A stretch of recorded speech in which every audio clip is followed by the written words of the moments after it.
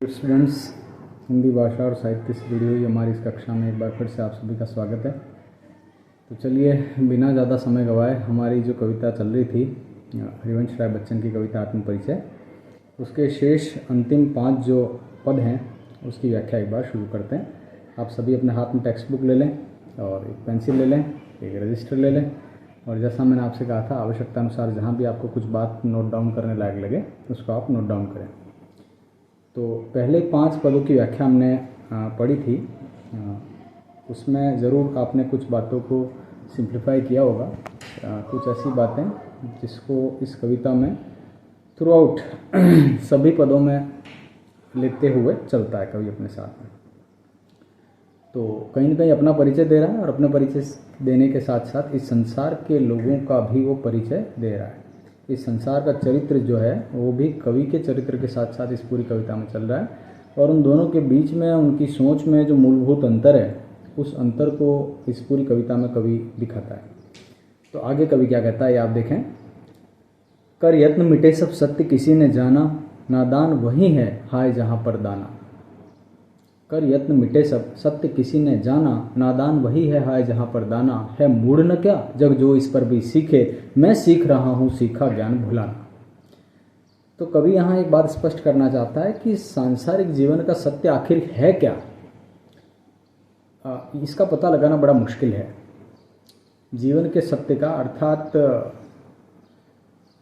वो कौन सी बात है जो इस जीवन में शायद सबसे बड़ा लक्ष्य हो सकता है और जिसके सहारे हम अपने जीवन को प्रेरित करते हुए जी सकते हैं। तो सांसारिक जीवन के सत्य को लोगों ने अलग अलग जगहों पर खोजा है, लेकिन कवि की नज़र में फिर भी यह अछूता है। लोग इस सांसारिक जीवन के वास्तविक सत्य को जान नहीं पाए हैं। तो कवि कहता गया है कि कर यत्न मिटे सब सत्य किसी ने जाना, सत्य को कोई आज तक जान नहीं पाया। कितने आए और कितने इस धरती से अपने जीवन को व्यर्थ ही गवा कर चले गए, लेकिन वास्तविक सत्य जो जीवन का है उस जीवन के सत्य को जानते हुए अपने जीवन को सार्थकता से जीने वाले लोग बहुत इस दुनिया में कम ही हैं। तो कई लोग आए कहीं गए, लेकिन सत्य को कोई जान नहीं पाया। या कवि एक भी कहना चाहता है कि मेरे जीवन का जो सत्य है उसको भी कोई जान नहीं पाया। जिन बातों को सत्य मानकर मैं अपने जीवन में अपना रहा हूँ उन्हीं बातों को सबसे महत्वपूर्ण मानकर उस रास्ते पर चलने की मैं प्रेरणा दे रहा हूँ, शायद उसको भी लोगों ने यहाँ नहीं जाना, नहीं सुना और नहीं समझा। तो कवि कहता है कि कर यत्न मिटे सब सत्य किसी ने जाना, सत्य को कोई जान नहीं पाया। नादान वही है हाय जहाँ पर दाना। यहाँ 2 शब्द हैं, नादान और दाना। इनको विशेष रूप से समझने की जरूरत है। नादान, इस संसार के लोग कवि की नज़र में नादान है। क्यों नादान कहा? क्योंकि नादान वही है हाय जहाँ पर दाना। अब दाना शब्द है, उसके 2 अर्थ निकाले जा सकते हैं। यहाँ एक आपने बागड़ी में कहावत सुनी होगी कि आत दानो मनक है। दानो मनक, दाना मतलब समझदार, उम्र दराज, जिसको जीवन का एक अनुभव है, जीवन के सत्य को जानने वाला है। तो यहाँ कुछ लोग उसको जानने वाले हैं, तो अधिकांश लोग ऐसे हैं जो नादान हैं। और दूसरा एक अर्थ जो निकल सकता है दाना। पक्षी के लिए दाना जितना महत्वपूर्ण हो सकता है, ठीक उसी तरह इस सांसारिक जीवन को जीते हुए लोगों के लिए दाना अर्थात वो सारी भौतिक सुख सुविधाएं, वो धन, वो समृद्धि, वो रूप, वो पद, वो मान सम्मान, वो सारी चीज़ें जिसकी आकांक्षा में हम अपना जीवन बिताया करते हैं इस धरती पर, वही दाना है। वो भौतिक सुख सुविधाएं, वो समृद्धि, वो ऐश्वर्यपूर्ण विलासपूर्ण जीवन की जो चाहत है, वही दाना है। और जब तक हम उसको सत्य मानकर जीवन जिएंगे तब तक इस सांसारिक जीवन के वास्तविक सत्य से हम अनभिज्ञ ही रहेंगे। क्योंकि एक बात जो अक्सर कही जाती रही है, सारी कविताओं के मूल में भी यही है, चाहे आप तुलसीदास जी को पढ़ें, मीरा को पढ़ें, सूरदास को पढ़ें, कबीर को पढ़ें, सारे भक्त कवियों ने एक बात कही है कि यह संसार तो कैसा है, नश्वर है, अर्थात क्षणभंगुर है, नष्ट हो जाने वाला है। तो कुछ ऐसा है क्या जो शाश्वत है, जो कल भी था, जो आज भी है, जो हमेशा रहेगा? तो उन भक्त कवियों ने कहा कि ईश्वर ही है जो शाश्वत है। तो जो शाश्वत है उसी के साथ जुड़कर मैं भी हमेशा के लिए एक तरह से अमर हो जाना चाहता हूँ।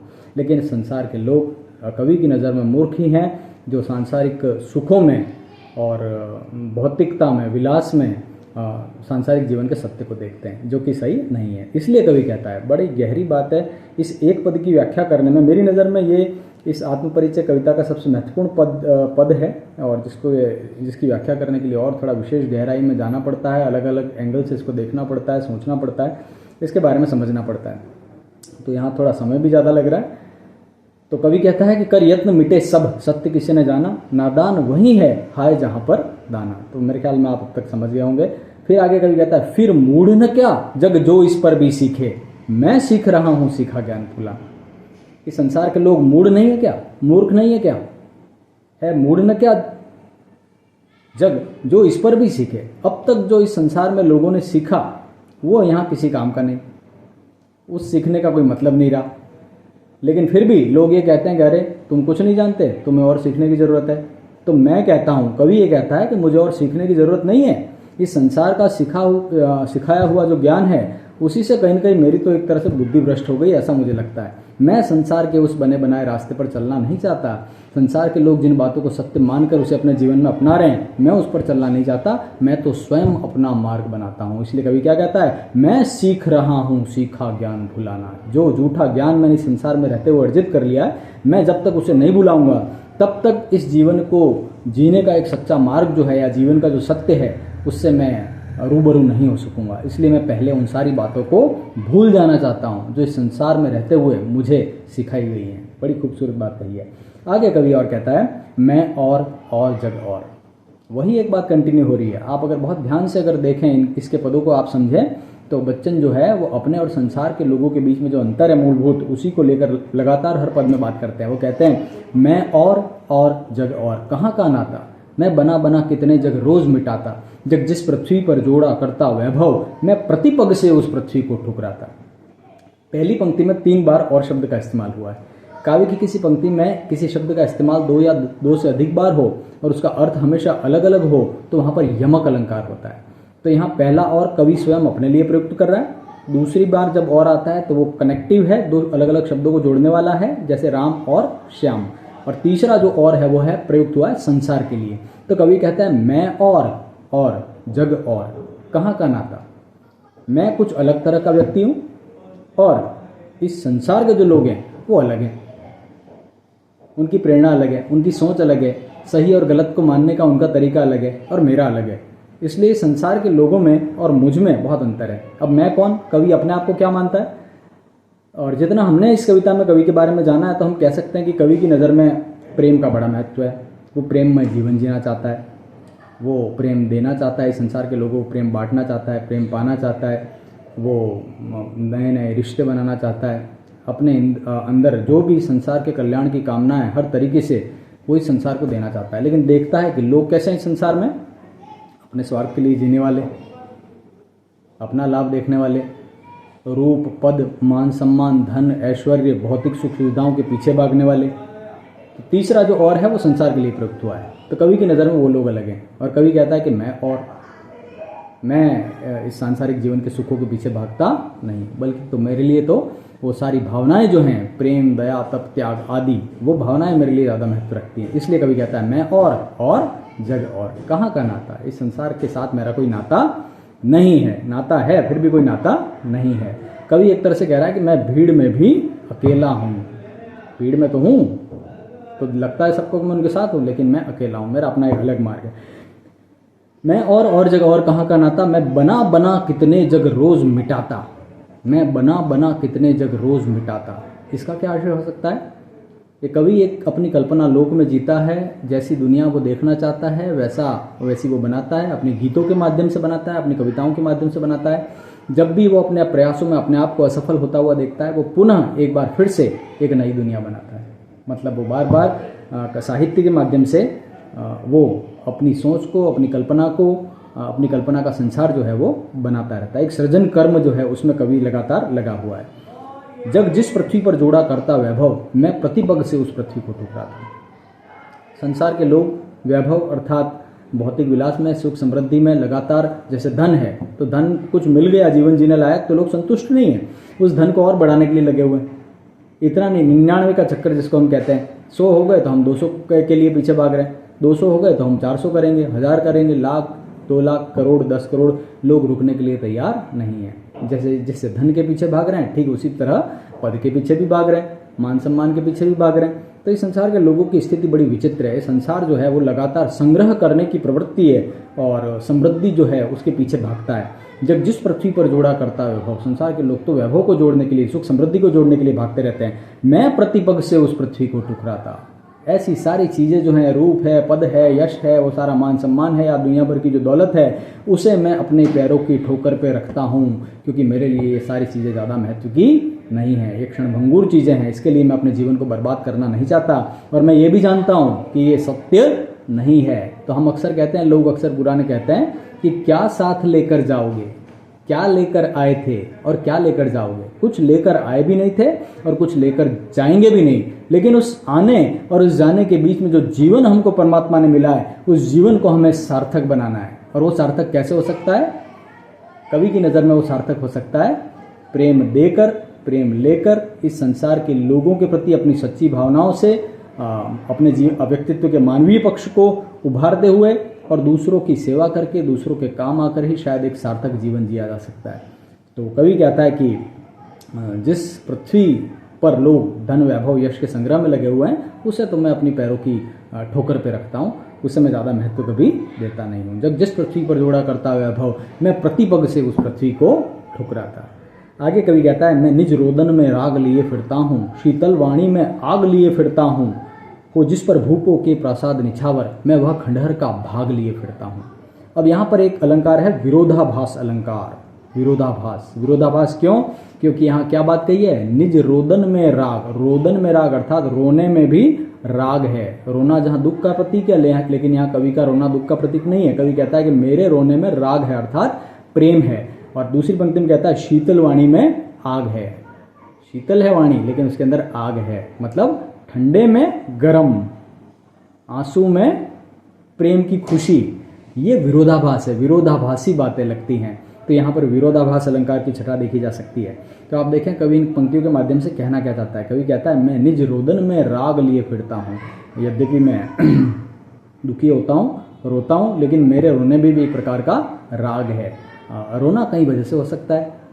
लोग अनेक कारणों से रोते हैं। कुछ लोग अपने व्यक्तिगत दुख को लेकर रोते हैं, कोई शारीरिक कष्ट को लेकर, कोई मानसिक कष्ट को लेकर, कोई नुकसान भी हो जाए किसी का तो भी रोते हैं। लेकिन कवि कहता है कि मेरे रोने में भी एक प्रकार का राग है अर्थात प्रेम है। प्रेम की उस तीव्र भावना के कारण ही मेरी आंखों से आंसू बहते हैं और उस दुख को मैं अपनी कविता के माध्यम से व्यक्त करता हूँ। तो मेरी कविताओं में वो दुख दिखाई देता है।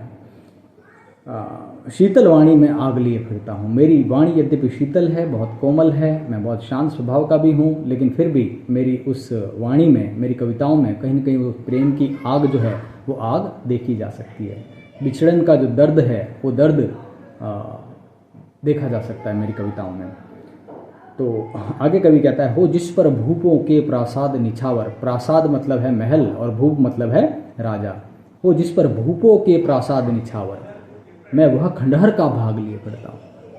प्रेम एक दिव्य अनुभूति है और उस प्रेम को प्रकट करने के लिए हर व्यक्ति का अपना एक अलग नज़रिया है।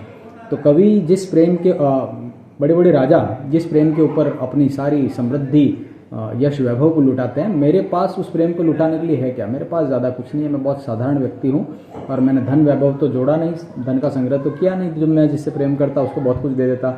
एक बादशाह हुए शाहजहाँ। शाहजहाँ ने अपनी बेगम नूरजहाँ के लिए ताजमहल बनवा दिया। तो मेरे पास क्या है? एक पुराने गीत की पंक्ति है कि एक शहंशाह ने बनवा के हंसी ताजमहल, हम गरीबों की मोहब्बत का उड़ाया है मजाक। तो वो शहंशाह था, दुनिया भर की उसके पास दौलत थी, तो उसने अपने प्रेम का इजहार किया एक ताजमहल बनवाकर। ताजमहल आज भी है, तो लोग जब भी उस ताजमहल को देखते हैं तो उसको याद करते हैं। तो हम गरीबों को कौन याद करेगा? तो कवि ये कहता है कि मैं भी एक ऐसा ही गरीब हूँ। हो जिस पर भूपों के प्रासाद निछावर। राजा जिस प्रेम की पवित्र भावना पर अपने प्रासाद, बड़े बड़े महलों को न्योछावर करते हैं, मेरे पास उस प्रेम पर न्योछावर करने के लिए क्या है? मेरा जीवन तो एक खंडहर के समान है। तो मेरे पास एक खंडहर है जिसको मैं अपने साथ हमेशा लेकर घूमता हूँ। मेरा व्यक्तित्व प्रेम से भरा हुआ किसी खंडहर के समान है। आगे ये भी क्या कहा जा सकता है, एक और भाव इसका ये निकाला जा सकता है, हो जिस पर भूपों के प्रासाद निछावर, मैं वह खंडहर का भाग लिए फिरता हूँ। मेरा जीवन भले कितना ही खंडहर समान हो, लेकिन मेरे इस प्रेम रूपी खंडहर तो बड़े बड़े राजा अपने महलों को भी न्योछावर कर देते हैं। एक और भाव अर्थ ये भी देखा जा सकता है इसका। आगे कवि कहता है, मैं रोया इसको तुम कहते हो गाना, मैं फूट पड़ा तुम कहते छंद बनाना, क्यों कवि कहकर संसार मुझे अपनाए, मैं दुनिया का हूँ एक नया दीवाना। मैं रोया इसको तुम कहते हो गाना। अब कवि इस सांसारिक जीवन के दुखों से दुखी होकर और इस संसार के बारे में, संसार के व्यक्तित्व में और अपने व्यक्तित्व में जो मूलभूत अंतर है उसको जब अपनी कविताओं के माध्यम से प्रस्तुत करता है, तब इस संसार के लोग वाह वाह करते हैं। इस संसार के लोग कहते हैं कि वाह तुमने क्या कविता लिख दी, तुमने क्या खूबसूरत रचना प्रस्तुत कर दी। तो कहते हैं कि मैं रोया अपने भीतर की दुखों से प्रभावित होकर, जब मैं रोया भी सही, मैंने अपने दर्द को कविताओं के माध्यम से जब प्रस्तुत किया, तब लोगों ने उसकी बहुत सुंदर गीत की तुमने रचना की, ये कहकर वाह वाह की। तो कवि कहता है, मैं रोया इसको तुम कहते हो गाना, मैं फूट पड़ा, मैं रोते रोते फूट पड़ा, और आगे की स्थिति, मैं फूट पड़ा तुम कहते छंद बनाना। अर्थात इस संसार के लोग तो मुझे कवि के रूप में देखते हैं, और कवि के रूप में मेरी सार्थकता कितनी है, मेरी सफलता कितनी है देखते हैं। यद्यपि वे लोग ऐसा करते हुए मेरी तारीफ ही करते हैं, लेकिन फिर भी मुझे दुख इस बात का है कि मेरे साहित्य के मर्म को, मेरे साहित्य के मूल भाव को लोग नहीं समझते। जिस प्रेम का अभाव मुझे संसार में दिखाई देता है, और कवि ने कहा भी था कि है यह पूर्ण संसार न मुझको भाता, मैं सपनों का संसार लिए फिरता हूँ। तो कवि की सार्थकता तो इसी में है कि उसकी रचनाओं से प्रेरित प्रभावित होकर लोग इस सांसारिक जीवन को देखने का नजरिया बदल दें, और जिन बातों को वो अहमियत देता है उसको अहमियत देते हुए अपने जीवन को अगर बदलें, अपने व्यक्तित्व में अगर परिवर्तन लाएं, तो शायद ज़्यादा सार्थकता होगी। लेकिन नहीं, लोग ऐसा नहीं करते। ये लोग क्या करते हैं, लोग कहते हैं कि तुमने तो बहुत सुंदर रचना लिखी, तुम तो बहुत बड़े कवि हो, तुम तो बहुत महान कवि हो। तो उन सभी लोगों पर भी कवि न कहीं व्यंग्य कर रहा है। उन लोगों पर जो उसकी तारीफ कर रहे हैं उन पर भी व्यंग कर रहा है कि मैं रोया इसको तुम कहते हो गाना, मैं फूट पड़ा तुम कहते छंद बनाना, क्यों कवि कहकर संसार मुझे अपनाए। मैं कोई कवि ववि नहीं हूँ, मैं कोई कवि होकर प्रसिद्ध होने के लिए यहाँ पर नहीं आया हूँ। मैं तो कौन हूँ, एक दीवाना हूँ, मैं एक पागल हूँ जो अपने हृदय की सच्ची भावनाओं का इजहार अपनी कविताओं के माध्यम से, साहित्य के माध्यम से कर देना चाहता है, और इस दुनिया में एक परिवर्तन देखना चाहता है, लेकिन वो परिवर्तन दिखाई नहीं देता। एक और गीत है पुराना, उसके समान मिलती जुलती कुछ बात कही गई है। कैसे कही गई आप देखें। कल और आएंगे नगमों की खिलती कलियां चुनने वाले, मुझसे बेहतर कहने वाले, तुमसे बेहतर सुनने वाले। कल कोई मुझको याद करे, क्यों कोई मुझको याद करे, मसरूफ ज़माना मेरे लिए क्यों वक्त अपना बर्बाद करे। मैं पल दो पल का शायर हूँ, पल दो पल मेरी जवानी है, पल दो पल मेरी हस्ती है, पल दो पल मेरी कहानी है, मैं पल दो पल का शायर हूँ। तो ऐसा ही कुछ भाव है। उम्मीद है आपको अच्छा लगा होगा। और अंतिम जहाँ बात शुरू हुई है, अंतिम पद में वहीं ख़त्म हो रही है। मैं दुनिया का हूँ एक नया दीवाना, और यहीं से बात शुरू होती है वापस। मैं दीवानों का वेश लिए फिरता हूँ, मैं मादकता निःशेष लिए फिरता हूँ, जिसको सुनकर जग झूम झुके लहराए, मैं मस्ती का संदेश लिए फिरता हूँ। अपनी सारी कविता का, अपने सारे साहित्य का उद्देश्य क्या है उसको बताते हुए कवि चलता है कि मैं दीवानों का वेश लिए फिरता हूँ। मुझे देखकर कोई कह सकता है कि ये किस तरह का आदमी है। मैं अपनी वेशभूषा पर, अपनी बाहरी रूप पर, श्रृंगार पर, बनावट पर ज़्यादा ध्यान नहीं देता हूँ। मैं कोई दीवाना सा दिखाई देता हूँ जो अपनी ही प्रेम की मस्ती में मस्त है, अपना एक अलग जीने का अंदाज लेकर जीने वाला। ऐसा मैं दीवानों का वेश लिए फिरता हूँ, मैं मादकता निःशेष लिए फिरता हूँ। एक शब्द होता है शेष, मतलब बचा हुआ। एक और शब्द है यहाँ बहुत ही विशेष, बहुत ही अलग शब्द है, निःशेष। ऐसा कुछ जो कभी समाप्त नहीं होता। एक पात्र होता है अक्षय पात्र। एक अक्षय पात्र ऐसा पात्र है जिसके अंदर सामग्री कभी खत्म नहीं होती है। तो जो भगवान शिव की जो पत्नी है पार्वती, जो माँ अन्नपूर्णा भी कही जाती है, उनके पास तो एक तरह से अक्षय पात्र है। वो पात्र कभी समाप्त नहीं होता। सारे संसार का पालन पोषण उस पात्र से माँ पार्वती करती है। ठीक वैसी बात कवि की रचनाओं में है। कवि क्या कहता है, मैं दीवानों का वेश लिए फिरता हूँ, मैं मादकता अर्थात नशा निःशेष लिए फिरता हूँ। मेरी कविताओं में ऐसी मस्ती है, ऐसा नशा है, ऐसी मादकता है कवि ने शराब की भी बात कही थी पहले, लेकिन एक शराब का नशा भी एक निश्चित समय के बाद में समाप्त हो जाता है। लेकिन कवि कहता है कि मेरी कविताओं का जो नशा है वो अक्षय है, वो कभी समाप्त नहीं होता है। इसलिए वो कहता है कि वो कैसा है, निशेष है। मैं मादकता निशेष लिए फिरता हूँ। मेरी कविता में जो मादकता है वो निशेष है, अर्थात वो कभी समाप्त नहीं होती, कभी खत्म नहीं होती। जिसको सुनकर जग झूम झुके लहराए, जिसको सुनकर जग झूम झुके लहराए। आज से 50-100 साल पहले जब कविता बच्चन की इस कविता की रचना हुई थी, तब भी लोग उसको इसी शिद्दत से गाते थे, पढ़ते थे, इससे प्रभावित होते थे, और आज भी होते हैं। मतलब जो सच्चा साहित्य है, जो अच्छा साहित्य है, वो काल जयी होता है, वो काल को भी जीत लेता है। इसलिए तो कबीर गुजर गए 500 साल हो गए, मीरा गुजर गई 500-600 साल हो गए, तुलसीदास जी भी कब से गए। तुलसीदास जी का रामचरितमानस आज भी पूरे संसार में उसी शिद्दत से, उसी प्रेम से और चाहत से पढ़ा जाता है। तो अच्छा और सच्चा साहित्य वैसा ही होता है, उसका प्रभाव इस संसार में कभी समाप्त नहीं होता है। तो कवि कविता है कि मेरी कविताओं में वो मादकता है जो कभी समाप्त नहीं होती, बल्कि उसके प्रभाव से, उसको सुनकर, उसको पढ़कर लोग झूमने लगते हैं, मस्ती में झुकने लगते हैं और लहराने लगते हैं। अर्थात मेरी कविताओं में एक अद्भुत आनंद देने की क्षमता है। मैं मस्ती का संदेश लिए फिरता हूँ और कहीं न कहीं जीवन को मस्त होकर जीने का अंदाज जो है वो मेरी कविताएं संदेश के रूप में देती हैं। इसी हमारे पाठ्यक्रम में एक आपका पाठ है अंत में, शीरीष के फूल हजारी प्रसाद द्विवेदी, वहाँ जो एक विशेष प्रेरणा वहाँ पर दी गई है, उस पाठ में भी वो है अनासक्ति, अनासक्त रूप से जीवन जीना, सब कुछ होना लेकिन कहीं भी कोई लगाव नहीं होना। इस तरह से जीवन जीने का संदेश है।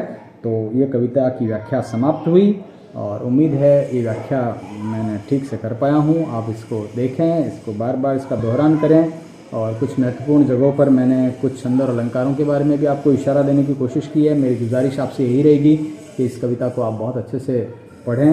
साथ साथ और में भी मैं अपनी बात ये कहना चाहता हूँ कि अगर कहीं कोई विशेष समस्या है या कुछ आपकी जिज्ञासा है तो उसका प्रश्न रूप में कमेंट सेक्शन में जाकर लिख सकते हैं। और अगर आपको लगता है कि ये सब्सक्राइब और शेयर करने के लायक है तो आप ज़रूर करें, अन्यथा मेरा ये मकसद नहीं है। मेरा मकसद केवल आपकी सहायता करना है। जय हिंद, धन्यवाद।